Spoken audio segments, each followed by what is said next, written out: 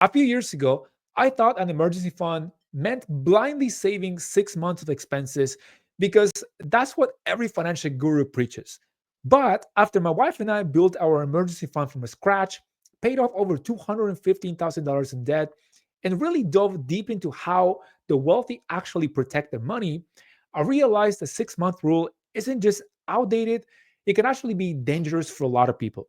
So, in this video, I'm going to break down why this myth could be costing you thousands of dollars and share the personalized approach I wish someone taught me earlier. Now, the truth is, your emergency fund should be as unique as your life situation. First, let me share the biggest problem with the traditional approach. Then I'll walk you through how to actually calculate what you need. And finally, I'll show you some advanced strategies that most people never hear about, including where to actually park this money to beat inflation while keeping it accessible. Now, here's where the 6 month rule gets dangerous. Most people calculate this completely wrong from the start. They take their total monthly spending, including things like entertainment, dining out, subscriptions they barely use, and they multiply everything times six. But during a real emergency, maybe like a job loss, you're not going to be spending the same way. You will cut all the non essentials immediately. Now, what you actually need is 6 months of essential expenses. We're talking about rent or mortgage, utilities, groceries, insurance, minimum debt payments, and basic transportation. For most people, that's about 30 to 40% less than their total spending. So, if you're spending $5,000 a month, but your essentials are only 3,000, you need $18,000 and not 30 grand in your emergency fund. But here's the bigger issue. 6 months assumes your emergency will last exactly 6 months.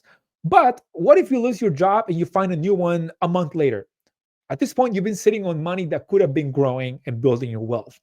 Or on the other side, what if you happen to face a longer crisis, like a recession in your industry that stretches 8, 9, or even 10 months? Now, suddenly you are underprepared. Now, imagine you follow the 6 month rule religiously, but when you actually face a job transition, you realize you have way more cash than you need for that specific situation, while someone else who freelances is completely stressed because 6 months isn't nearly enough for this volatile income.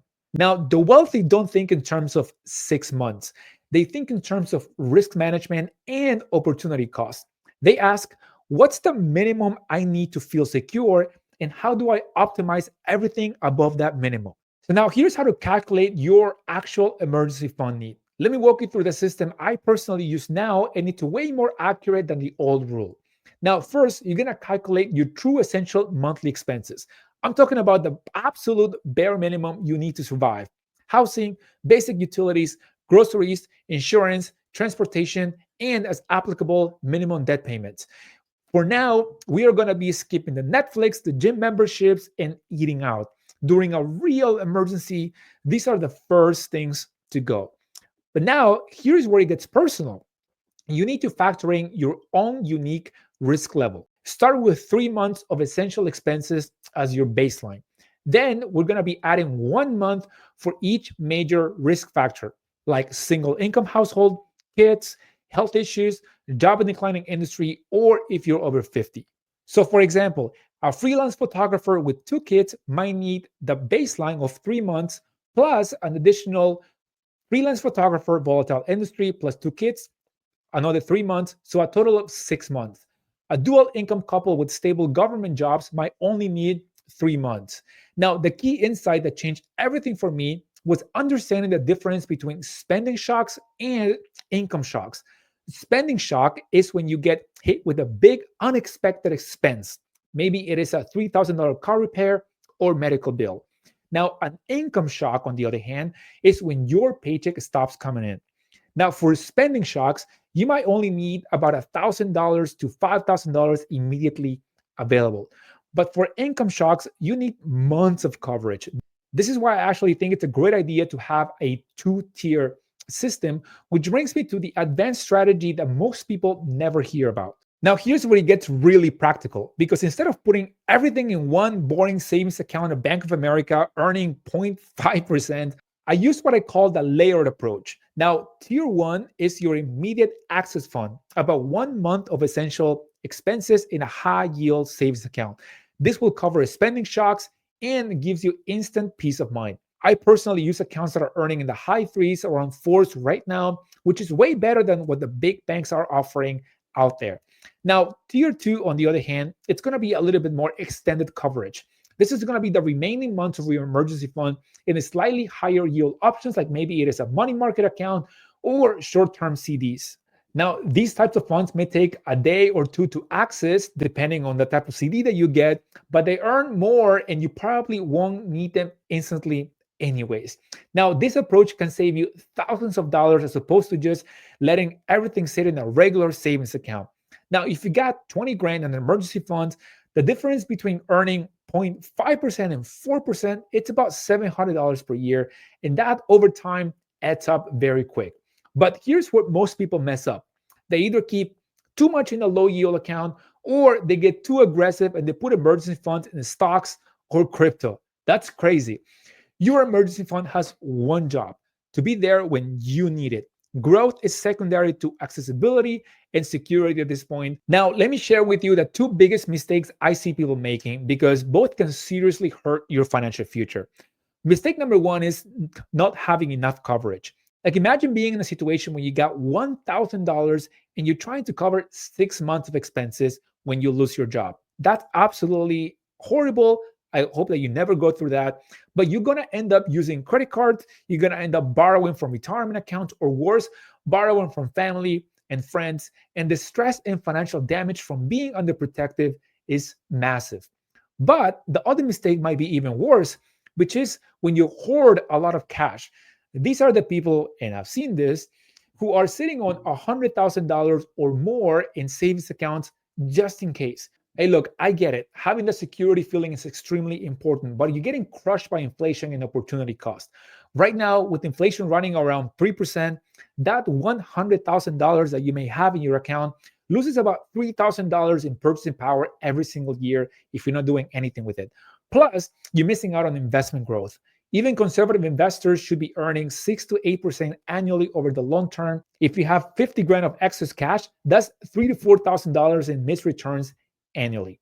Now, the sweet spot for most people is somewhere between 3 and 12 months of essential expenses. Less than that, and you're taking unnecessary risk. More than that, and you're probably hurting your long-term wealth building. Now, there's one exception. If you're holding more than $250,000 in cash for any reason, personally, I think it's a good idea to spread it across multiple FDIC insured banks. That's the federal insurance limit. And while bank failures are rare, it's not worth the risk. Now, here's how to know if you got the right amount. You should feel secure, not stressed about money, but also not guilty about missing opportunities.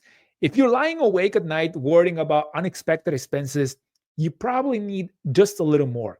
Now, if you're constantly second guessing investment opportunities because you've got too much cash sitting around, you probably need just a little bit less. Now, imagine a situation where your car needs $2,500 worth of repairs. Certainly, that's coming my way soon.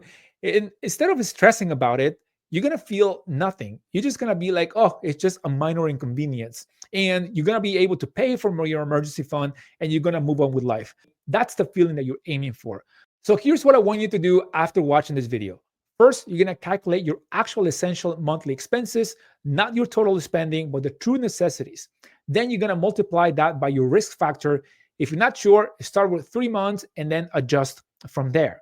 Second, you're going to check where your money is currently sitting. If it's in a big bank earning basically no interest whatsoever, if you're earning less than 1% right now, then I suggest strongly that you make some changes because you're leaving money on the table. Third, you're going to set up automation because the best emergency fund is the one that builds itself.